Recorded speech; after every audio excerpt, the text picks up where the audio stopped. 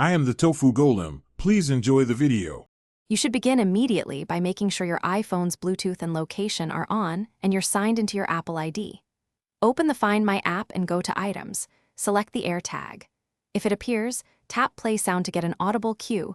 This tells you roughly where it is if it's nearby. Once you hear the chime, move slowly and sweep your phone to triangulate. Do this now so you can decide whether to switch to precision finding or to broaden the search area. If your iPhone supports precision finding, use it to get distance and direction arrows. Follow those cues slowly while watching for obstacles.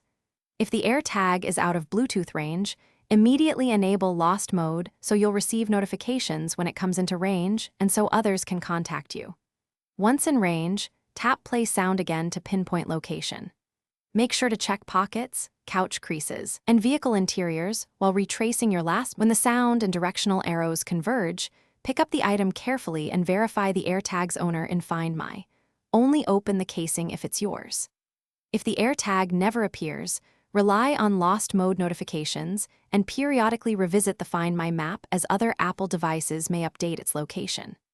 If you don't get a signal, troubleshoot by toggling Bluetooth and location, force closing Find My, and restarting your phone. You can also try borrowing another iPhone to rule out device-specific.